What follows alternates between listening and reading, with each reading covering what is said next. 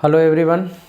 दोस्तों आज हम लोग अल्टरनेटिंग करंट का लेक्चर 5वां हम लोग आज करने जा रहे हैं। इससे पहले जो हम लोगों ने पढ़ा था प्योरली कैपेसिटिव एसी सर्किट के बारे में हम लोग पढ़ रहे थे।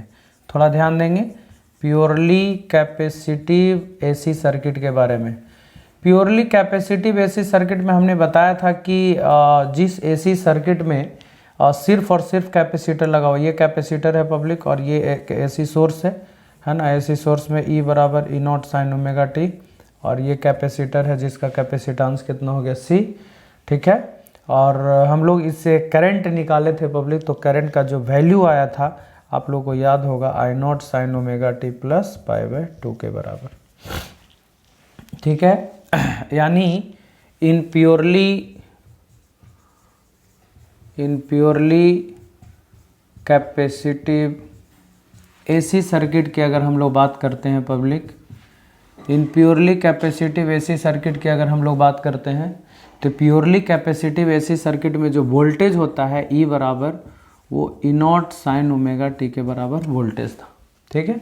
हम लोग जो सप्लाई दी है वो, और करंट का जो मान निकल करके आया प्योरली कैपेसिटिव एसी सर्किट के लिए वो आया इतना I naught sine omega T plus pi by 2।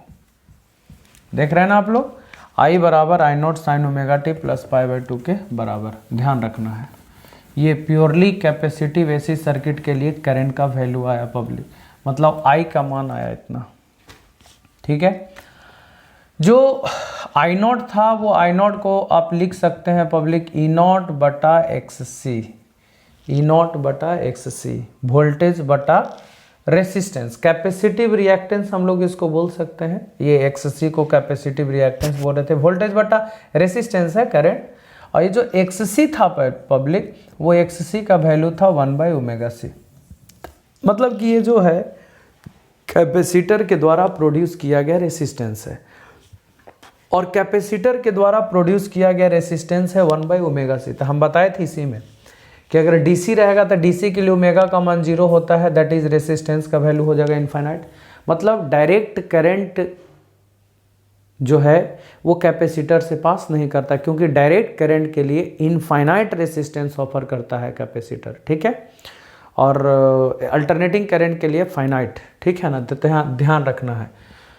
अब अगर हम लोग फेजर डायग्राम की बात करें, फेजर डायग्राम की बात करें पब्लिक, तो एक बात तो कंफर्म है कि फेज में करंट आगे है। फेज देख लीजिए, वोल्टेज का फेज ओमेगा टी है और करंट का फेज है omega T plus pi by 2, यानी ऑब्वियसली जो करंट है पब्लिक वो वोल्टेज से पाई बाय 2 फेज से आगे है। From above equation it is clear that, ऊपर के इक्वेशन से it is clear that, from above equation it is clear that, ये क्लियर है कि that current in purely capacitive AC circuit, current in purely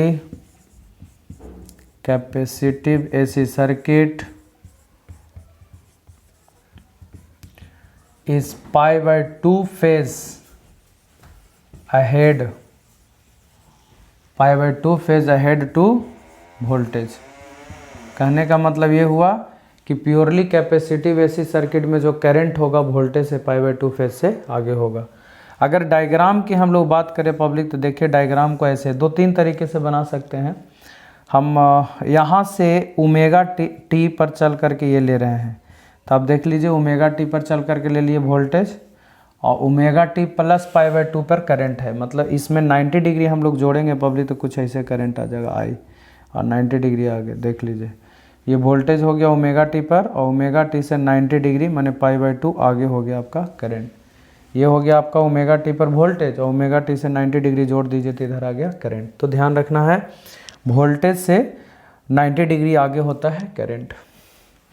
या तो आप ऐसे भी कर सकते हैं, इधर आप ओमेगा टी ले लीजिए पब्लिक, इधर की तरफ ही आपका वोल्टेज हो जाएगा, मतलब V या E आप बोल सकते हैं, है ना। और एकरा से 90 डिग्री आगे चल जाइए तो करंट होगा, ठीक है। तो करंट इधर लिए, वोल्टेज इधर लिए, देखिए वोल्टेज से 90 डिग्री आगे है ना करंट, वोल्टेज से 90 डिग्री आगे है करंट, पाई बाय 2 आगे है।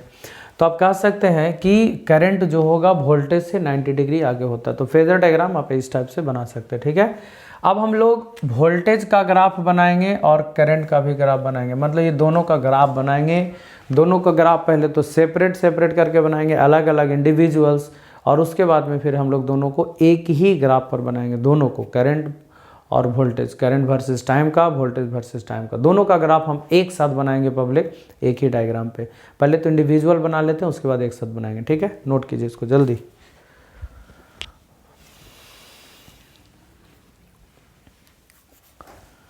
चलिए पब्लिक, अब हम लोग ग्राफ के तरफ थोड़ा सा चलते हैं, ग्राफ हम लोग बनाएंगे।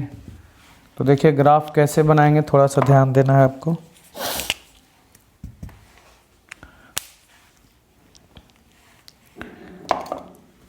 सबसे पहले E बराबर फॉर्मूला है E not sine omega T. Voltage तो हम लोग अल्टरनेटिंग वोल्टेज तो यही सप्लाई दिए हैं, E बराबर E not sine omega T, alternating voltage E बराबर E not sine omega T, ठीक है। और कैसे हम लोग इसको ये करेंगे तो देख लीजिए, इधर आपका करंट हो, टाइम हो गया, इधर आपका वोल्टेज हो गया, इधर आपका टाइम, इधर आपका वोल्टेज। देख लीजिए आप, ये कौन सा फंक्शन है, साइन फंक्शन, साइन फंक्शन है, ठीक है। पहली बात तो साइन का मैक्सिमम मान होता है पब्लिक 1, तो 1 अगर रखेंगे तो यहाँ से E बराबर E नॉट आ जाएगा, 1 रखिए तो E बराबर E नॉट आ जाएगा ना। फिर साइन का मिनिमम मान होता है -1, तो -1 रखेंगे तो E बराबर -E नॉट हो जाएगा, ठीक है। अब चूंकि ये साइन फंक्शन है, और साइन फंक्शन का ग्राफ आप देख सकते हैं इस तरह से कुछ होगा। ये हो गया E बराबर E not sine omega T का ग्राफ, ठीक है। E बराबर E not sine omega T का ये ग्राफ हो गया, देख सकते हैं पब्लिक, ठीक है ना। अब हम लोग करंट वाला ग्राफ बना रहे हैं, तो करंट वाला ग्राफ होगा I बराबर I naught sine omega T plus π/2। यही है ना करंट का इक्वेशन। करंट का equation purely capacitive AC circuit में पब्लिक क्या है, I बराबर I naught sine omega T plus π/2, ठीक है ना। ये करंट का इक्वेशन है।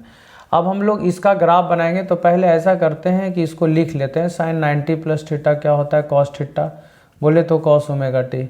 अब इसका हम लोग ग्राफ बनाएंगे कि कैसे इसका ग्राफ होगा। तो इस एक्सिस पे हम लोग टाइम को ले लेते हैं, इधर हम लोग करंट को ले लेते हैं, ठीक है। तो कॉस का अगर मैक्सिमम वैल्यू की बात करें तो कॉस का मैक्सिमम वैल्यू 1 होगा, तो 1 बराबर I नॉट हो जाएगा पब्लिक, ये देख सकते हैं I बराबर हो जाएगा I नॉट। कॉस का मैक्सिमम मान 1 होता है ना, तो 1 रखेंगे तो I बराबर I नॉट, और ये कॉस का मिनिमम मान होता है पब्लिक -1, तो यहाँ -I नॉट के बराबर आ जाएगा, ठीक है। अब क्या करना है, ये कौन सा फंक्शन है, कॉस फंक्शन। अच्छा एक चीज़ और देख लेंगे, ये अगर 0 होगा टाइम पीरियड का तो ये हो जाएगा T/4, ये हो जाएगा पब्लिक T/2, ये हो जाएगा 3T/4, और ये हो जाएगा T के बराबर। तो आप देख सकते हैं 0, T/4, T/2, 3T/4 और T, ठीक है ऐसे। और ये कैसा होगा, तो इसको थोड़ा सा ध्यान दीजिएगा, 0 हो गया, और इसका देखिए पब्लिक कॉस फंक्शन है, और आप लोग को मालूम होगा कि कॉस फंक्शन का ग्राफ कैसा होता है, ठीक है। ऑरिजिन से पास नहीं करता है, देख लीजिए ये साइन का ग्राफ ऐसे होता था पब्लिक, ऐसे ऑरिजिन से पास करता हुआ, लेकिन कॉस का ग्राफ ऐसे ही बनता है, लेकिन ये ऑरिजिन से पास नहीं करेगा, इस बात को ध्यान दीजिएगा। मतलब इस टाइप से होगा, देखिए ऐसे, देखिए ऐसे, ये हो जाएगा 0, ये हो जाएगा T/4, ये हो जाएगा T/2, ये हो जाएगा 3T/4, और ये हो जाएगा कंप्लीट टाइम पीरियड T। ये कंप्लीट ऑसिलेशन हो गया, देख सकते हैं आप, ठीक है, देख सकते हैं आप। एक कंप्लीट टाइम पीरियड में ये हो गया, कंप्लीट टाइम पीरियड में वो हो गया, ये लेकिन ओरिजिन से पास करेगा, वो ओरिजिन से पास नहीं करेगा। ये हो गया पब्लिक करंट का इक्वेशन, I बराबर I naught sine omega T plus π/2। हम चाहते हैं कि दोनों को एक ग्राफ पर बनाएं। ये दोनों ग्राफ जो हमने बनाया है, ये दोनों को एक ही ग्राफ पर रिप्रेजेंट करना चाहते हैं पब्लिक। सबसे पहली बात, यहाँ से रिप्रेजेंट तो हम लोग करेंगे ही, यहाँ से देख लीजिए I नॉट का वैल्यू E नॉट बटा XC होगा, यानी ऑब्वियसली वोल्टेज में रेसिस्टेंस से भागा देंगे तो क्या मिलेगा, करंट। वोल्टेज में रेसिस्टेंस से भागा देंगे तो क्या मिलेगा, करंट मिलेगा। वोल्टेज बटा रेसिस्टेंस क्या होगा, करंट। ध्यान रखिएगा, वोल्टेज बटा रेसिस्टेंस आपका करंट होगा। तो ये बड़ा होगा, बड़ा में भागा देंगे तो छोटा, यानी ई नॉट बड़ा होगा, आई नॉट छोटा होगा। अब हम लोग दोनों को एक लाइन पे बनाने का प्रयास करेंगे। देख लीजिए, इधर टाइम ले लेते हैं और इधर ले लेते हैं आपका करंट और वोल्टेज दोनों। तो ऑब्वियसली ई नॉट बड़ा है पब्लिक, आई नॉट छोटा है, तो आई नॉट नीचे ही रहेगा, ध्यान रखिएगा, आई नॉट नीचे ही रहेगा और ई नॉट इसके ऊपर रहेगा। वो देख सकते हैं, इसके ऊपर रहेगा ई नॉट, इसके ऊपर रहेगा ई नॉट, ऐसे करके कुछ इसके ऊपर रहेगा ई नॉट।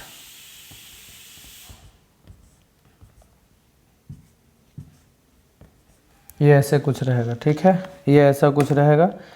अब हम लोग को ग्राफ खींचना है कौन सा फंक्शन का, साइन फंक्शन का। सबसे पहले तो ये करंट है ना, करंट है, चलिए वोल्टेज का पहले ग्राफ खींच लेते हैं पब्लिक। वोल्टेज का ग्राफ क्या है, ई बराबर E naught sine omega T, ऐसा ग्राफ आया है। तो ई बराबर E naught sine omega T, आप देख सकते हैं, ऐसे देख लीजिए,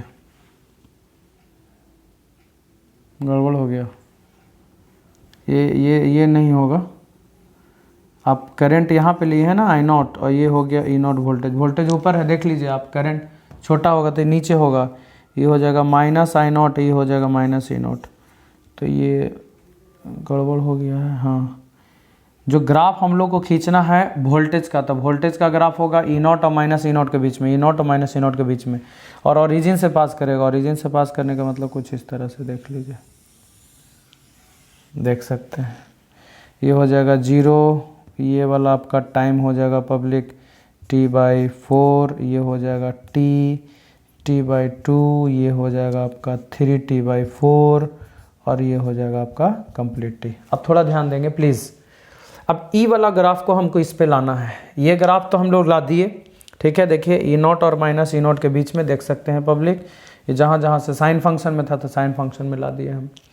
अब ये वाला graph I not minus I not के बीच में है, आई नॉट माइनस ई दोनों के बीच में है, और कॉस फंक्शन का ग्राफ है, तो ऑब्वियसली कहाँ कहाँ से पास करेगा, देख लीजिए ना, T/4 से पास करेगा, 3T/4 से पास करेगा, बस यही चीज़ तो ध्यान रखना है, माने यहाँ से पास करेगा और यहाँ से पास करेगा, इसके नीचे ये वाला पॉइंट होगा, ध्यान रखिएगा, यही दोनों लाइन के बीच में होगा पब्लिक। यहाँ से शुरुआत करना, देखिए आई नॉट यहाँ है पहला पॉइंट, दूसरा पॉइंट मिलेगा T/4 पे, T/4 पे, तीसरा T/2 के जस्ट नीचे, T/2 के जस्ट नीचे, देखिए करंट का ग्राफ यही दोनों के बीच में होगा, फिर यहाँ पे, फिर T के जस्ट ऊपर में, T के जस्ट ऊपर में, मतलब यहाँ पे पॉइंट मिलेगा।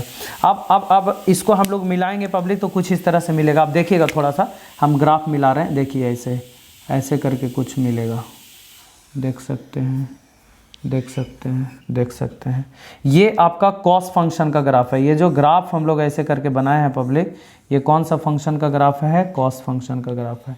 आप देख सकते हैं यहाँ से ये वाला ग्राफ को हम लोग ऐसे करके बना दिए हैं, आप देख सकते हैं। T/2 के जस्ट नीचे में है, T/2 के जस्ट नीचे में है, देख सकते हैं आप, है ना। और ये T/4 से पास किया, T/4 से पास किया, आई नॉट है तो आई नॉट के पास में है, 3T/4 है तो 3T/4 से पास किया, T के जस्ट ऊपर में, T के जस्ट ऊपर में, ये दोनों के बीच में ही ये ग्राफ रहेगा। तो ये जो है पब्लिक इक्वेशन, ब्लू वाला जो लाइन आपको दिख रहा होगा पब्लिक, ये ब्लू वाला लाइन जो हो गया E बराबर E naught sine omega T का ग्राफ हो गया। और जो रेड कलर वाला लाइट दिख रहा होगा, रेड कलर वाला जो ग्राफ दिख रहा होगा पब्लिक, वो रेड कलर वाला जो ग्राफ है वो है I बराबर I naught sine omega T plus π/2 का ग्राफ है। तो आप देख सकते हैं ये दोनों को एक लाइन पे रिप्रेजेंट करने का ये एक तरीका हो गया, इसको नोट कर लीजिए जल्दी से। अब हम लोग ग्राफ सीख गए हैं पब्लिक, अब पावर निकालने के लिए सीखते हैं। तो पावर कंज्यूम्ड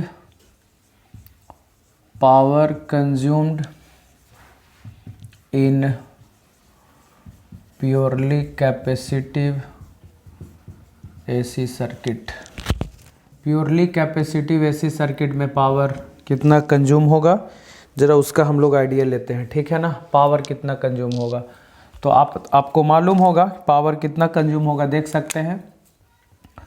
करंट I बराबर कितना है public, I naught sine omega T plus π/2, ठीक है। ये करंट हो गया I बराबर I naught sine omega T plus π/2, और वोल्टेज होगा ई बराबर E naught sine omega T के बराबर। ये वोल्टेज हो गया, ये करंट हो गया। अगर हम पावर की बात करें तो पावर का फॉर्मूला होगा आई इंटू ए। तो पावर का फॉर्मूला होता है ना करंट इंटू वोल्टेज, तो आई के जगह पर हम लिख सकते हैं I naught sine omega T plus pi by 2 और प्लस इंटू ई के जगह पर हम लोग लिख सकते हैं E naught sine omega T. Public I naught E naught sine 90 plus theta हो जाएगा कॉस ओमेगा टी और इंटू कितना हो जाएगा साइन ओमेगा टी के बराबर। अगर हम लोग हाफ से मल्टीप्लाई डिवाइड कर दें तो यहाँ पे आ जाएगा 2 साइन ओमेगा टी और इंटू कितना हो गया कॉस ओमेगा टी के बराबर। तो अब क्या हो जाएगा public half I naught E not, इसको पहचान रहे होंगे 2 साइन थीटा कॉस थीटा, ये फार्मूला होता है साइन 2 थीटा का, तो साइन 2 ओमेगा टी का फार्मूला होता है। मतलब कहने का कि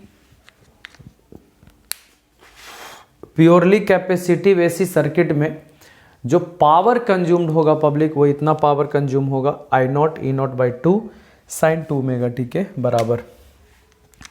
अगर हम एवरेज पावर की बात करें पब्लिक, एवरेज पावर कितना होगा, एवरेज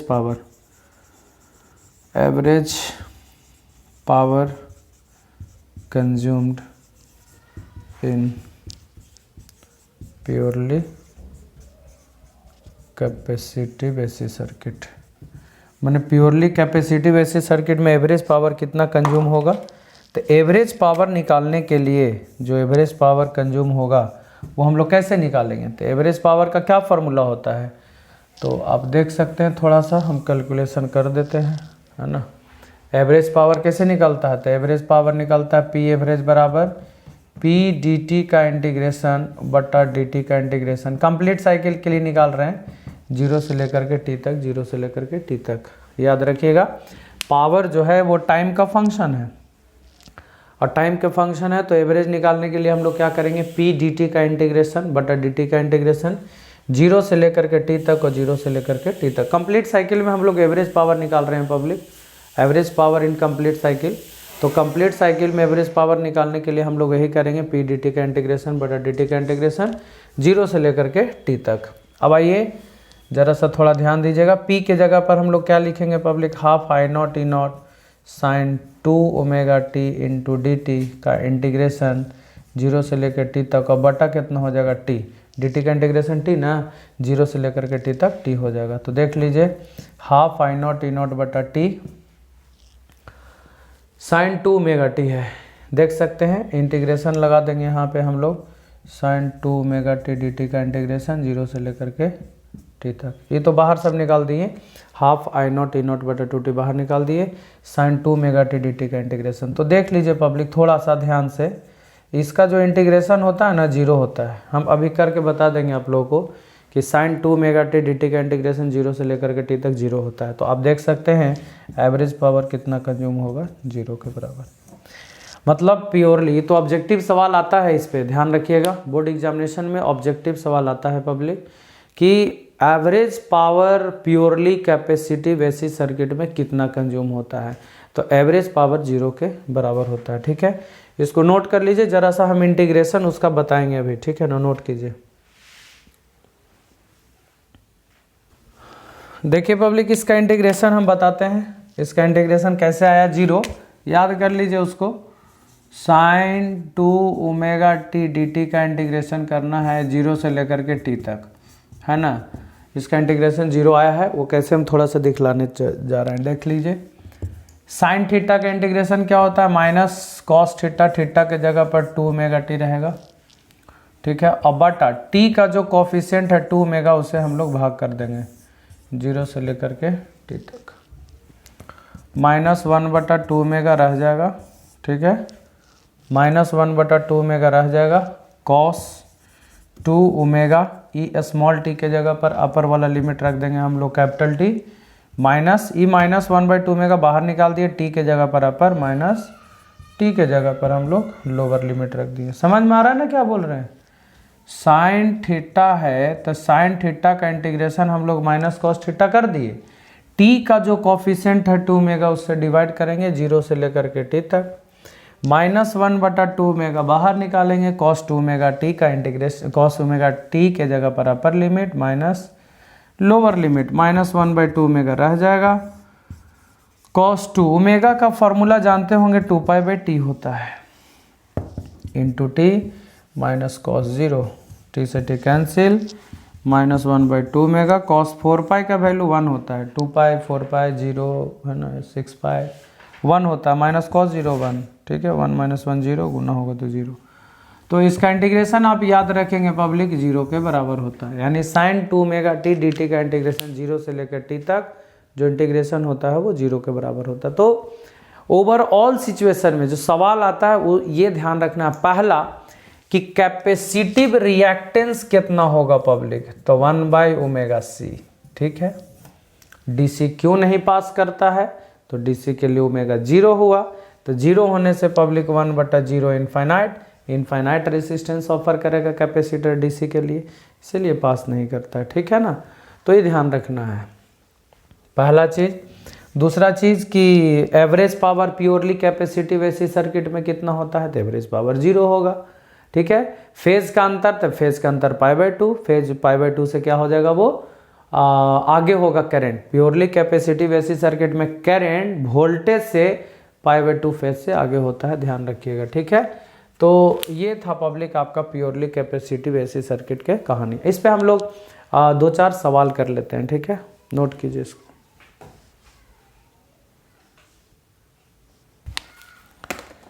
चलिए कुछ क्वेश्चन है, क्वेश्चन हम लोग कर लें, छोटा छोटा क्वेश्चन है, सिंपल।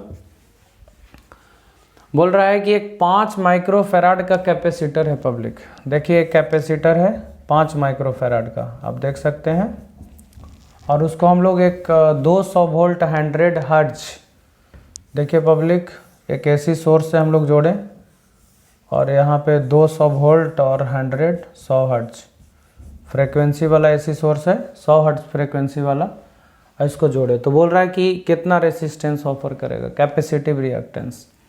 तो पब्लिक कैपेसिटिव रिएक्टेंस निकालना है, तो आप लोग को याद होगा कैपेसिटिव रिएक्टेंस का फार्मूला होता है 1/ωc, ठीक है। तो 1/ω के जगह पर फार्मूला होता है 2π/t, या 1/t को f बोलते हैं। तो ओमेगा का जो फार्मूला है वो 2π/t लिख सकते हैं, या 2π और 1/t फ्रेक्वेंसी के बराबर हो गया, तो ओमेगा बराबर हो गया 2πf, तो ओमेगा बराबर हो गया 2πf इंटू सी।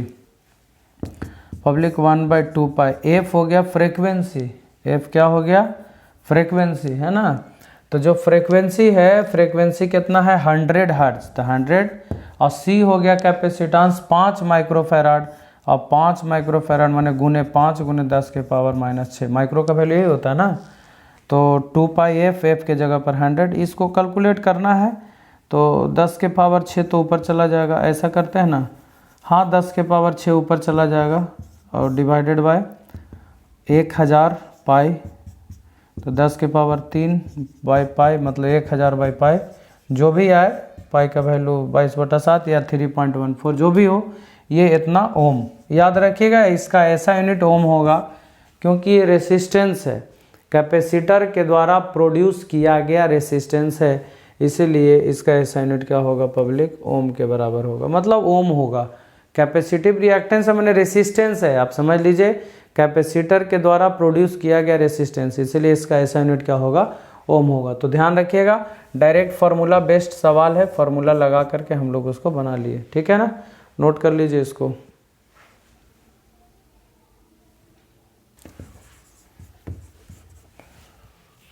देखिए पब्लिक, एक सवाल और हम लोग करते हैं, सिंपल क्वेश्चन है। एक 30 माइक्रोफैराड का कैपेसिटर है, ये 30 माइक्रोफैराड का कैपेसिटर है, और उसको हम लोग कनेक्ट करते हैं, एक एसी सोर्स है, और एसी सोर्स है 150 वोल्ट और 60 हर्ट्ज, याद रखिएगा, एसी सप्लाई।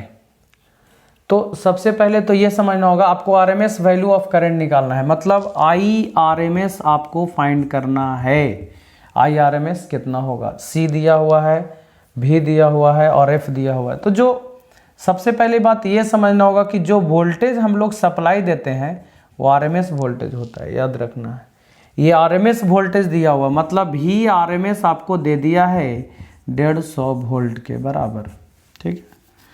तो पब्लिक ओम्स ला सिंपल लगा सकते हैं कि V बराबर IR, तो आपको आई बराबर निकालना है तो V बटा R होगा। तो V बटा R होता है ना, V बराबर आई आर, है ना। करंट निकालना है, वोल्टेज देले है तो करंट निकालना है, वोल्टेज देता आई बराबर V बटा R हो जाएगा। तो वोल्टेज में रेसिस्टेंस है, तो ये है कैपेसिटर। तो कैपेसिटर वाला रेसिस्टेंस पहले निकालना पड़ेगा पब्लिक, और कैपेसिटर के रेसिस्टेंस को कैपेसिटिव रिएक्टेंस कहते हैं, और इसका फॉर्मूला होता है 1/ωc के बराबर, ये ध्यान रखना है। तो 1/ω का फॉर्मूला 2πfc, अभी तुरंत बताएं। देखिए पब्लिक, ये XC निकल गया, मैंने कैपेसिटर के द्वारा प्रोड्यूस किया गया रेसिस्टेंस। अब IRMS कैसे निकलेगा, तो IRMS बराबर होगा VRMS माने वोल्टेज बटा रेसिस्टेंस कैपेसिटिव रिएक्टेंस।